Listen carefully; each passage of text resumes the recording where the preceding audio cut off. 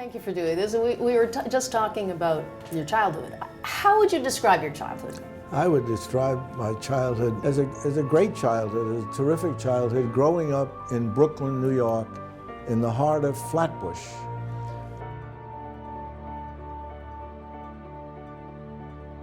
We would play in the streets. Growing up, there weren't that many cars. We would play touch football in the street. And every now and then a car would come by and we would stop.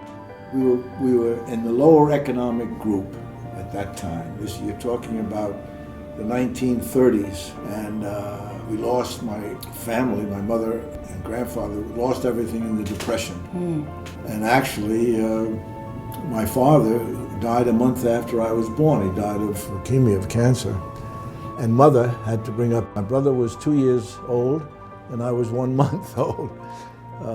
We did have my grandfather. She took care of my grandfather and he lived with us. Her father? Her father, who was from the Sparta and Mani area of Peloponnese in Greece. But the growing up in Brooklyn was easy. When I say easy, it was friendly.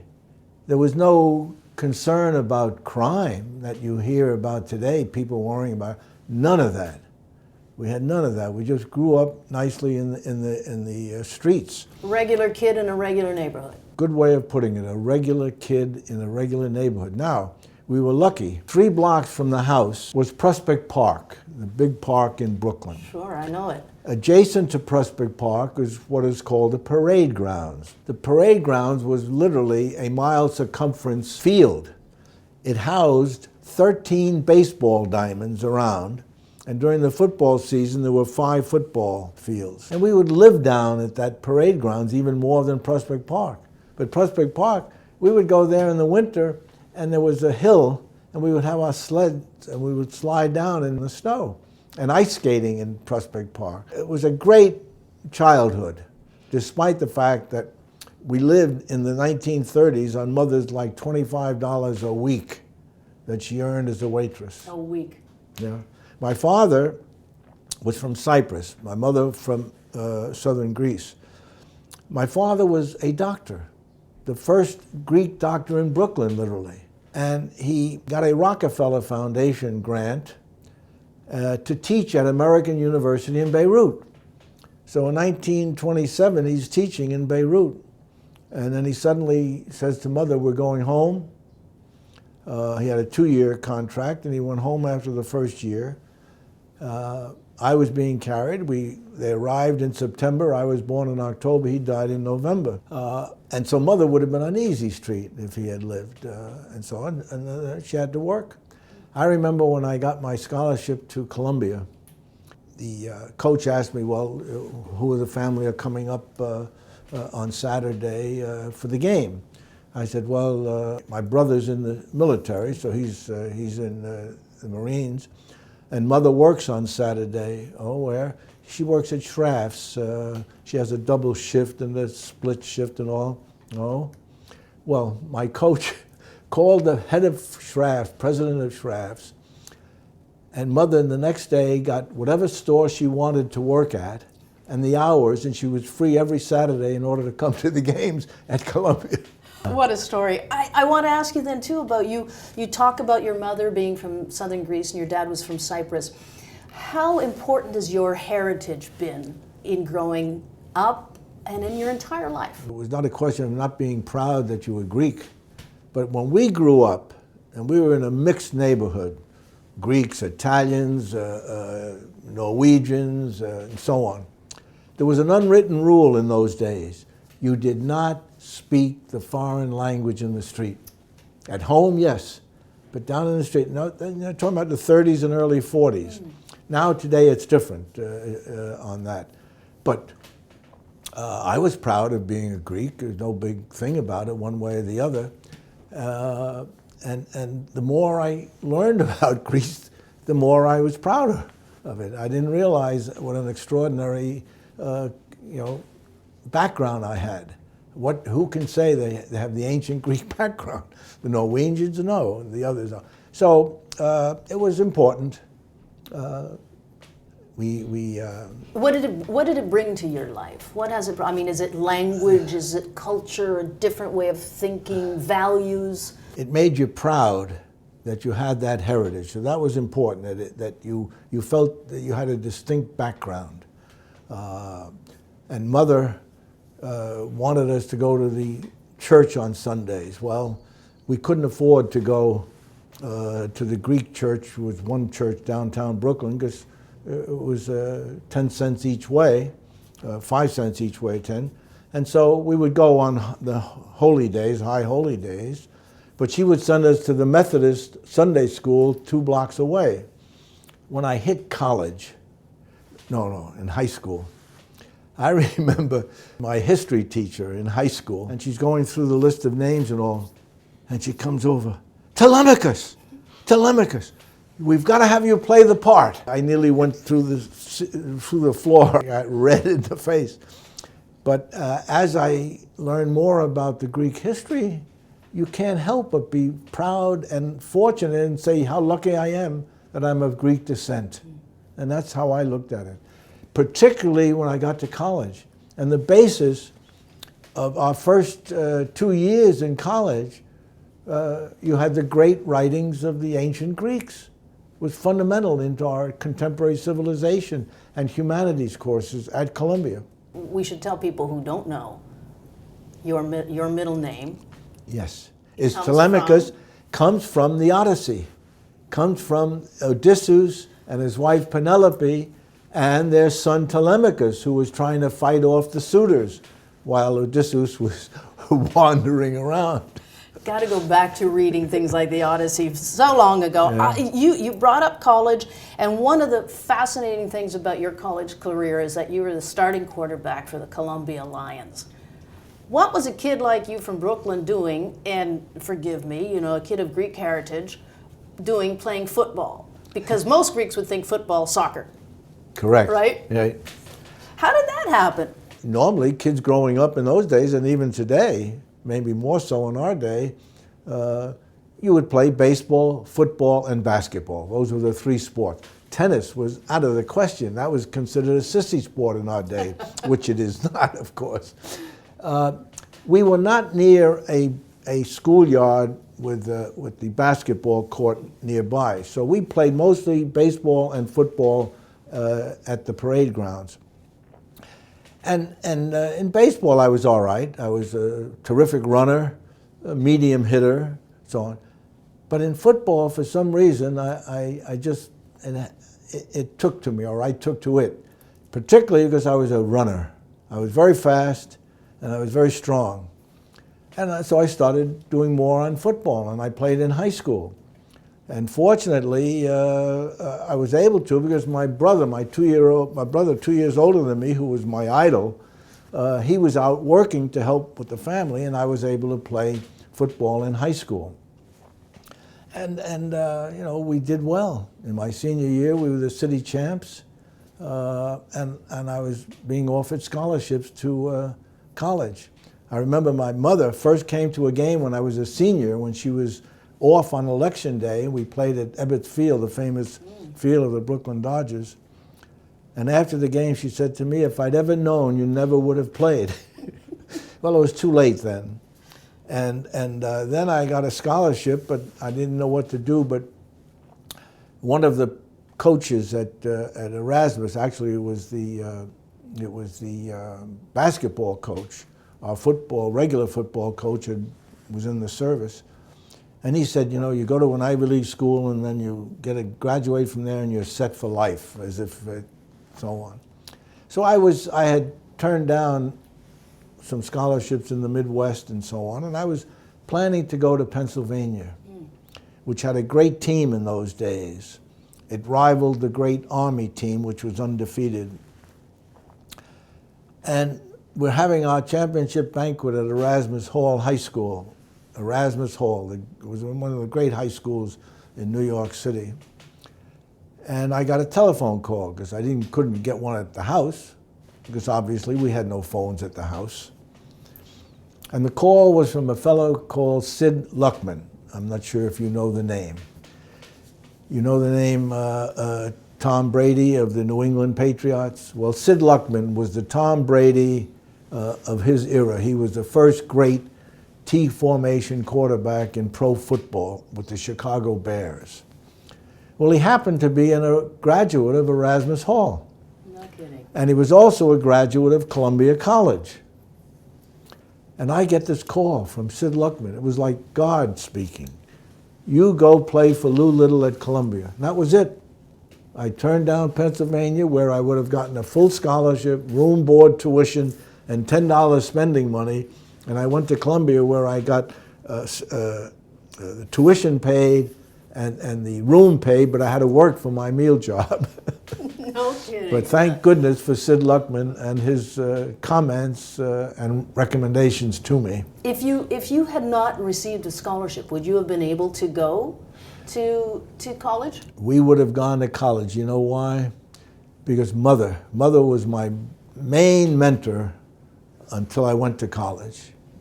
She was mother or father, but we never grew up thinking we didn't have a father. Mother took care of us. Mother was the symbol, and no matter what happened, when we came home and whatever the marks were, we had pretty good marks. Hey, why not 100? Why not more? My brother wanted to join the service after Pearl Harbor. She said, no way, you're finishing high school first, which he did. She beat into our heads, you're going to college. And she would put away $1 a week as funds for future college tuition. So we would have gone to college some way or other. We'd have had to work our way through, but that was embedded in us by our mother. And is it something that you believe is critical to young people today? Oh yes, absolutely, absolutely critical. It's even more so in our day. You didn't have that many going to college. Nowadays you do, but it's critical. And the only thing I tell kids about going to college is learn to read, write, and speak the English language. Really concentrate on that. I remember I joined the debate council in my senior year because the head of it asked me, hey, you want to come out for the debate council? And I should have done that in my sophomore year. And it was so much fun. So read, write, and speak the English language. Find other languages if you want at some point. But for your future, do that. Why did you decide on law school? I had been drafted by the New York Giants. It was the 8th round or so. I'd say that's pretty good. I had told other inquiries from other teams that I only wanted to play in the New York area. But what happened was that I was in a senior seminar on American politics. The one professor that was my favorite professor was Professor Lawrence Chamberlain in government. And I had public administration course with him, and then I took a seminar in my senior year. There were just 8 of us in the class. So after one class, I said to him, by the way, I said, how many years is it across the street? Which across the street was the Columbia Law School. I didn't even know it was 3 years. He said, 3 years. I said, oh. I said, well, I guess I'll go to business school and play pro ball on the side and go for 2 years at the business school. 2 weeks later, I get a call from the dean's office. I go down to the dean's office. It was Dean Harry J. Carman. And he wanted me to see a particular alumnus and so on. And they offered me a scholarship to the law school, conditioned on my not playing pro football. Really? And, oh dear. And it was a tough decision in a different sense.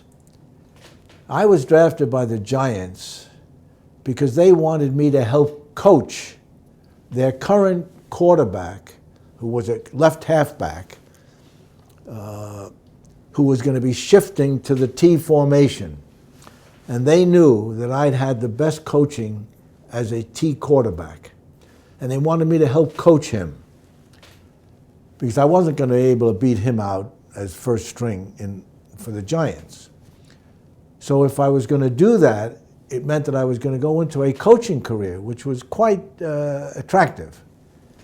And you see, what had happened was that Sid Luckman, who I mentioned earlier, I played left half in our system for 2 years, and in my third year I shifted to quarterback. Sid Luckman came and coached me from the Notre Dame. He was out coaching Notre Dame in the spring practice. 12 quarterbacks were out for the spring practice at Notre Dame. And he told Frank Leahy, the coach of Notre Dame, well, I've got to go to Columbia. And so after 4 weeks, he came to me.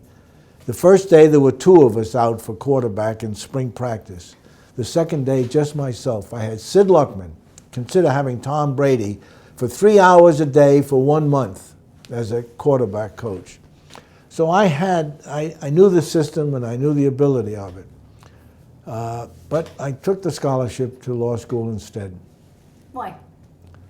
I'm not sure why. I'm not sure why. It was a tough decision, and I didn't know much about the law.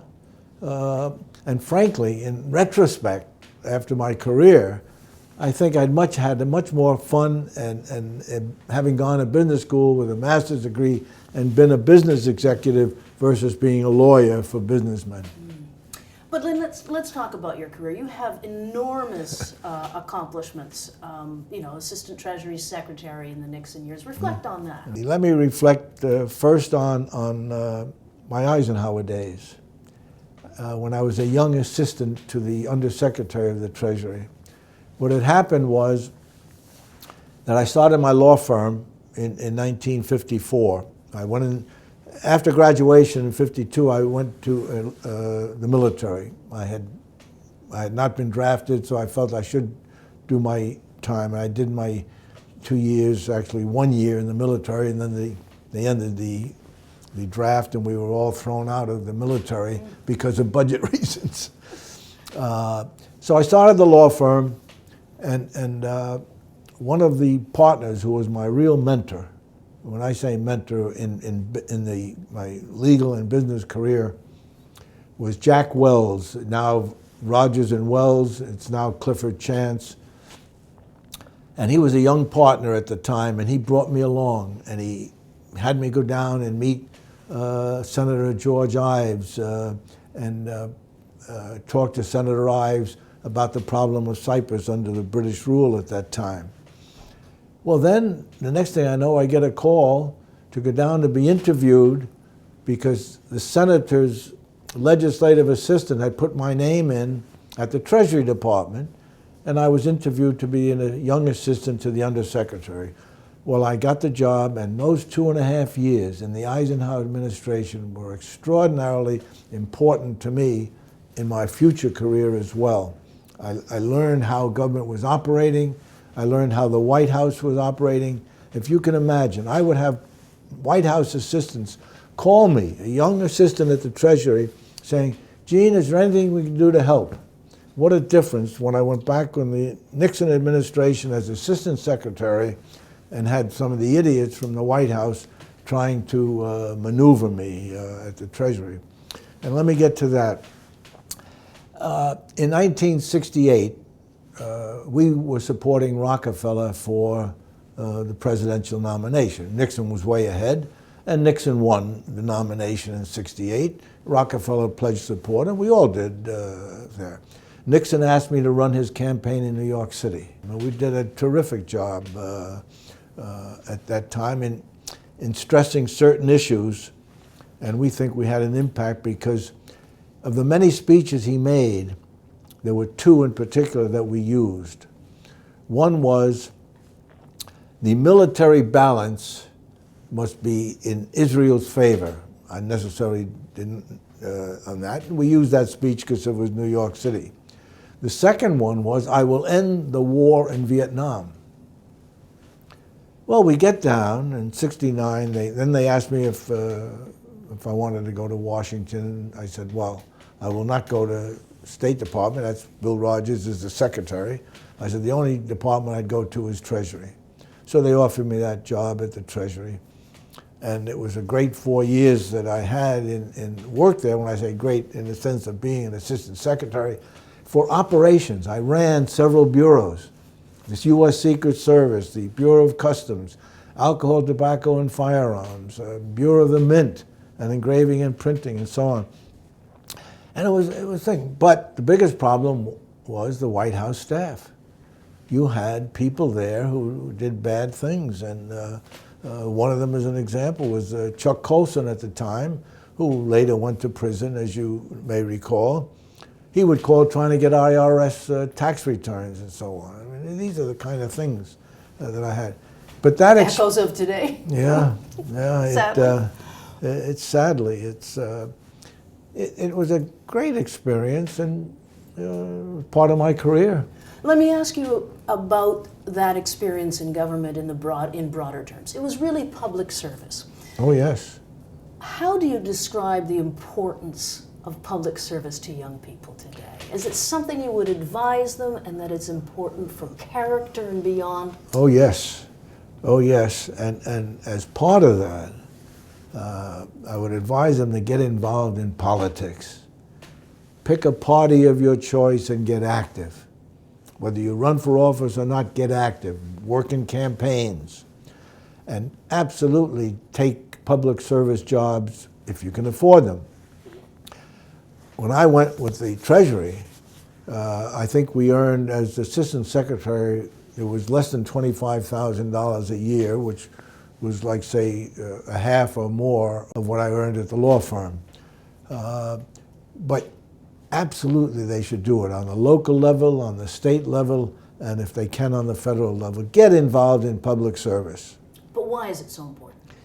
It's important because you want to understand that the impact on the daily lives of the average person are affected by two aspects. One, the private sector and the business community and what they do, but also by the public sector, which sets forth the rules and the outlines, the areas of proper work for the private sector. It's just so important. It's a contribution then to the future of the entire country, really, is what you're saying. Yes, yes. I mean, even if you were just a county commissioner, some of the most important jobs are county commissioners, say, for real estate development, where you have development, where you want to keep the area pristine. Well, you have accomplished so many things, but what were the biggest obstacles, do you think? Well, while I was at the Treasury, the biggest hurdles was the interference of people at the White House staff level, from Ehrlichman to Krogh to Chuck Colson kind of thing. And so that was a hurdle in doing that. How did you overcome these things, though? These interference or political machinations? I mean, what did it take? Thalia, it was difficult. It was difficult. And I didn't bring it home. I didn't try to discuss it with my wife. But to have some of these things happening was very, very difficult, particularly in the first year and a half, when we had a secretary, a wonderful person, David Kennedy from Chicago Bank, but he was not a political animal. And then we got John Connolly. Governor Connolly came on as my secretary. I said to myself, well, I don't need a Democrat. I'm going to go back to the law firm and forget it. Well, Connolly came in and captured us. I said, this is terrific, I'll stay. And he was terrific. When he was there, I had no problems with some of what I call the idiots at the White House staff. And I've never understood how Nixon did not understand the importance of bringing on top people for his staff. Ehrlichman may be a nice person, but Ehrlichman was what we call an advance man from Seattle, Washington. And he brings him in as the head of his domestic staff. Well, you don't do that on there. The hurdles day to day were just keeping your head above water. And I did not believe in, I just didn't believe, maybe I was wrong, I did not believe in leaking to the press. I would not leak to the press what was some of the problems with the White House there. I just didn't do it. Maybe I was wrong on that. I'm not sure about the hurdles. I just woke up in the morning, went down and did the best job I could do and went home. And the main thing was that I felt comfortable with myself when I would make different decisions, that I was doing it, what I felt was best for the Treasury, for the U.S. in my work. I initiated, for instance, I remember I went to my confirmation hearing in the U.S. Senate. Senate Finance Committee confirmed Assistant Secretaries of the Treasury. First Greek American confirmed by the Senate, right? That's right. That's right. And I'm boning up on law enforcement, this, that, drugs, this, on. Around the table, there were 11 of them. Every question was, are you going to enforce the anti-dumping and countervailing duty laws? Yes, yes. Are you going to, right around the table? Well, fortunately, I'd had an antitrust background in my law firm. And I did. I took on those two areas and had a great success in, for the first time, bringing cases. Well, anti-dumping means that a country sells an item, X, say, for $100 in Japan, and then sells it for $80 in the U.S. That's dumping. They're using that excess money from their local market to undercut our market. And I had the television case against Japan, which was the first revival of anti-dumping laws.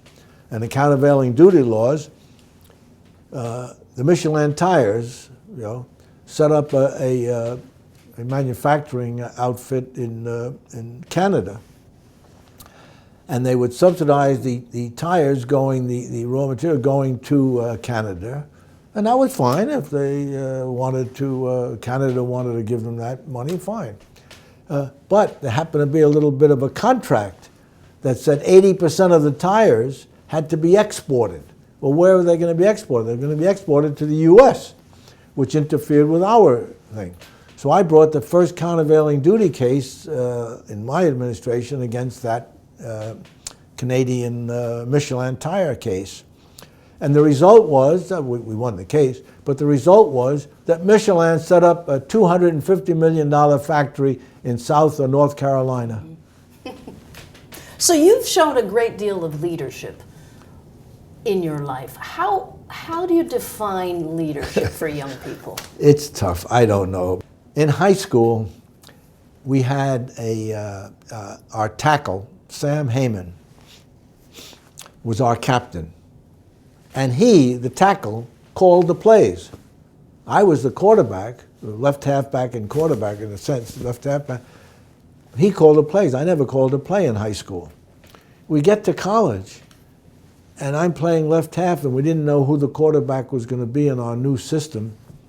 So I'm calling plays in college for the first time. I never called a play. But my coaches were explaining, here's what you do, here's how you set it up, try to do this and think of that. And I did on that. In '45, we had an extraordinary 8-1 season, unheard of for Columbia to win 8. As I said, we were in the New York Times, the Tribune, the Daily News. There were 7 newspapers.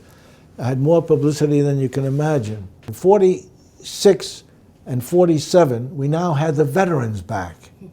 And here I'm a young kid, 19, and I'm calling plays and these veterans are there. I really never felt I was in charge because these are the veterans. Except when we played West Point in '47, and we had scored on West Point for the first time they'd been scored upon, but we were down 20-7 at halftime. And I was furious because they had scored on a long touchdown run just before half. And in the halftime, I remembered I spoke up for the first time, and I just said, we can do this, we got to do it. And I went around the room with the players, with these veterans who were 3 and 4 years older than me. you've got to be thinking ahead. You've got to understand the issues of what you're doing. My greatest fun was in management of political campaigns. In 1961, when I went back from the Treasury, when I went back to my law firm, John Lindsay was the campaign chairman for the mayoralty campaign in '61, and he asked me to be an assistant. And the law firm said okay, and I devoted my month's vacation to that campaign. Then in '62, I was the deputy manager. My partner, Jack Wells, managed Jake Javitz's campaign for Senate, and I was the deputy manager. And then in '64, I was the campaign manager for Senator Keating against Bobby Kennedy. And that was an extraordinary campaign there. In '66, we ran the one for the governor. And in '68, the next. In 1980, my partner, my friend and then later partner, Bill Casey, was the campaign manager for Reagan and asked me to come on and do the nationalities nationwide. So I don't know, I can't answer you what is leadership. I just know that if I'm coming up to a problem, I look at it and I try to solve it. Well, would you say passions have driven your life? You love these campaigns. Oh, you yes. love football. So what are those passions? Oh, yeah. Passion is to compete. I guess the passion is to compete. In football, you're competing. In a political campaign, you're competing. Half the work you do as a lawyer is a drudgery. It's uninteresting regarding what actions you're taking for the client. Idea of competition, that's why I may have, and I decided not to, a full-time litigator. Because again, you're competing in litigation, and I like that, but I just full-time, I felt that it was not the way to go. So what values have driven you? I believe strongly in the importance of the U.S. in world affairs and the importance of our country as the symbol for the rest of the world. Lincoln's comment that we are the last best hope for mankind, I believed in, and I still do. I feel that anything we can do to strengthen our country internally, because you have to have the internal strength or else you're of no value worldwide, we have to do. But I would say my main passion is the importance of the U.S. in world affairs for not this high-level stuff, for the average person. And that's why I get so infuriated, not just because of the policy of the U.S. Regarding Turkey's invasion and aggression against Cyprus, but generally regarding the U.S. actions around the world, the need for us to stand up for the human rights, for political freedom, for majority rule. I mean, the fundamentals. And I'm just a great believer in our system. You brought up the Cyprus and that question in Turkey, and you created the American Hellenic Institute. Why was it important then, and that was immediately after the Turkish invasion of Cyprus in 1974, and why is it important now? It was important then because it was a direct violation of the law. The rule of law really must be supreme in our country, and in any country to have a proper democracy, you need the rule of law.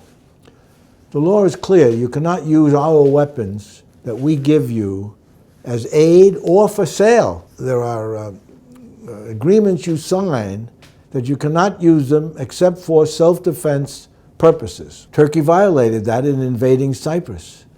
And Henry Kissinger, as Secretary of State, did nothing. He refused to do anything. He actually helped them and encouraged them to invade. That's a different story. So the issue there was the rule of law.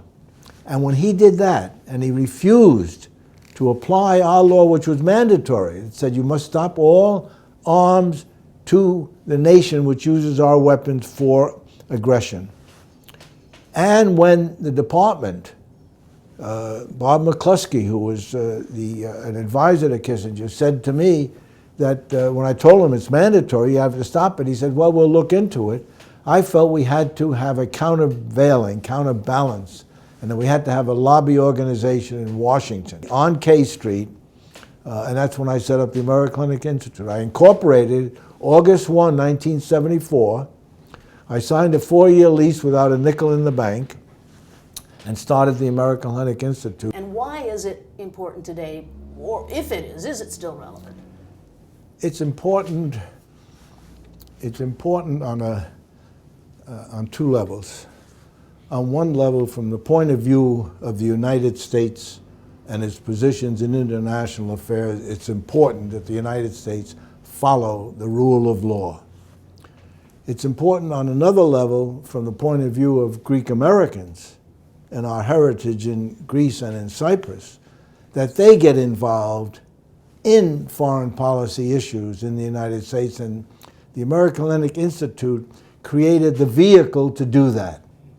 And we were successful. Unbelievably, we were successful in imposing a rule of law arms embargo on Turkey in the fall of 1974 after 12 votes in the Congress. 2 vetoes by President Ford, and the second veto we nearly overturned, 2 votes short of overturning the veto.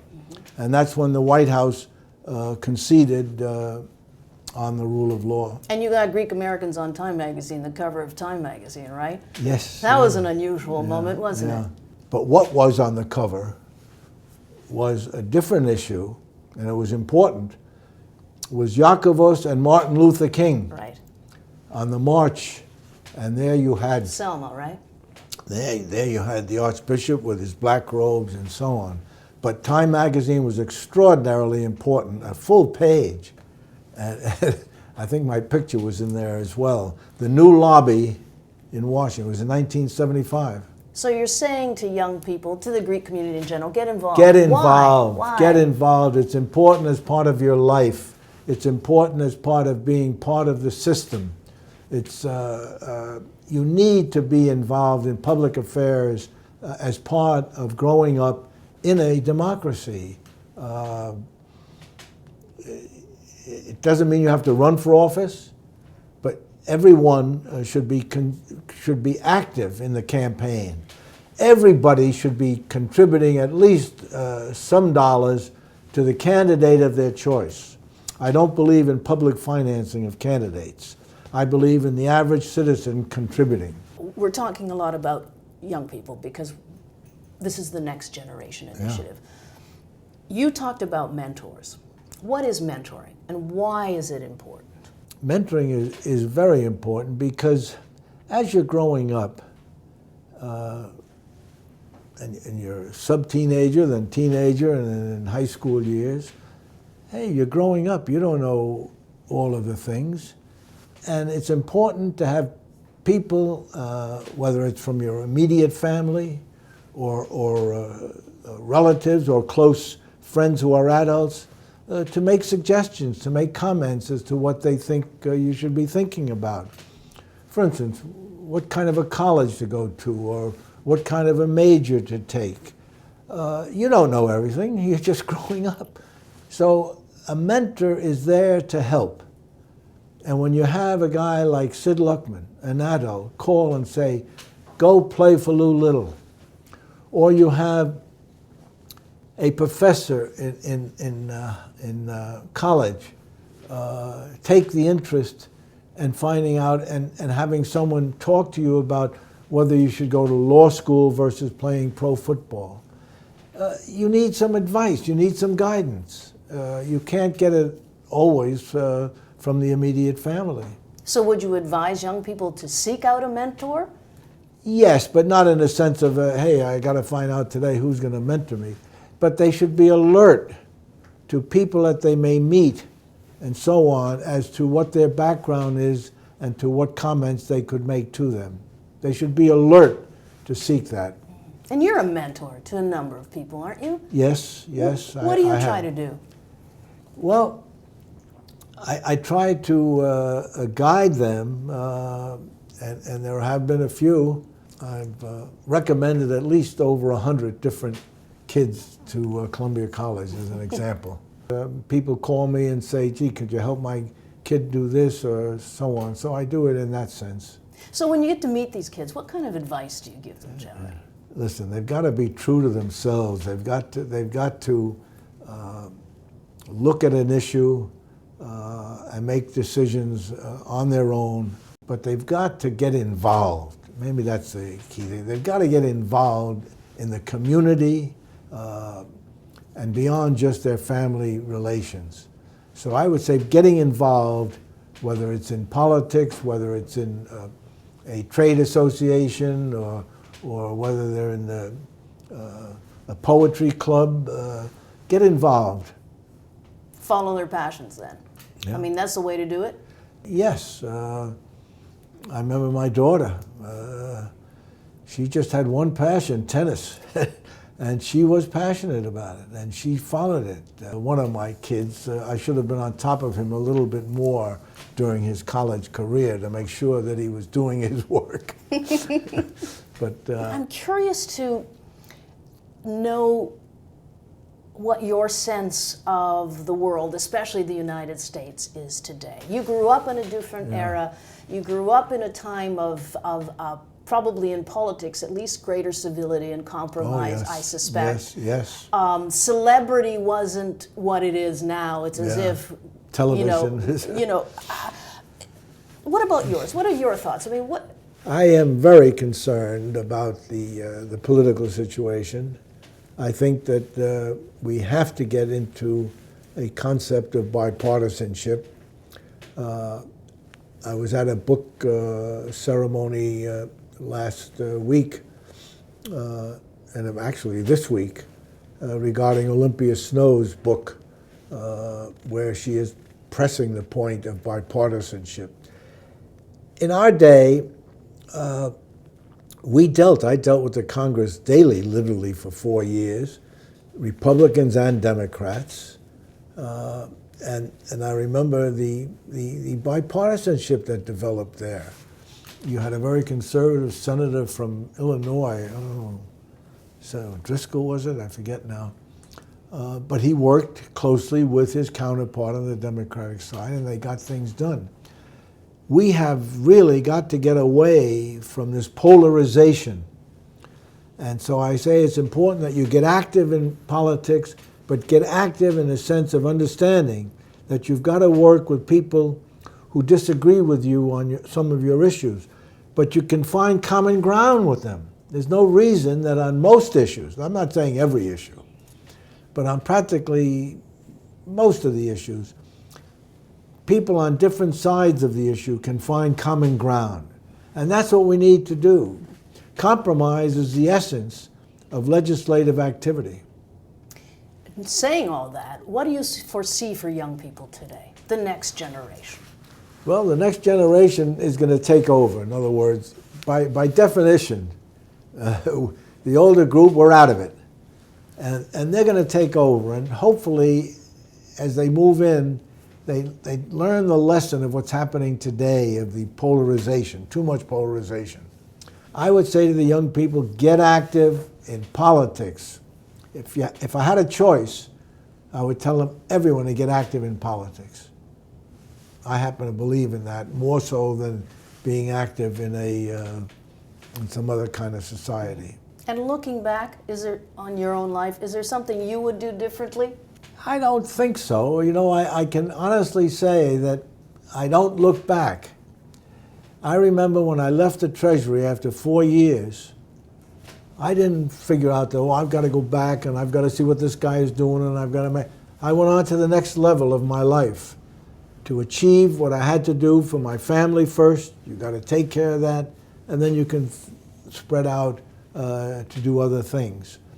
But again, it's, hey, the first thing you've got to do is make sure that you're taking care of your own family and your own self, and then you can branch out. And do you have any important life lessons that you've learned, like 1, 2, 3 things that will always stick with you? Friendships, the importance of friendships, very important. Being truthful in your everyday activities. I cannot understand some of the things that I hear and see happening. I wake up each day and I feel that I have to do certain things, and I'm trying to do things which I think are important and relevant to our country. I guess maybe the overall thing is that crucially the importance of the United States in world affairs. I believe strongly that without the U.S., we would be in a horrible position worldwide regarding the average person's life and their average person's ability to grow as they should. And that's why it's important for young people to get involved in U.S. activities, domestic and foreign policy, because of the importance of the U.S. to world affairs. Hey, we've got a nuclear bomb, we've got these other kind of bombs. We could be wiped out tomorrow.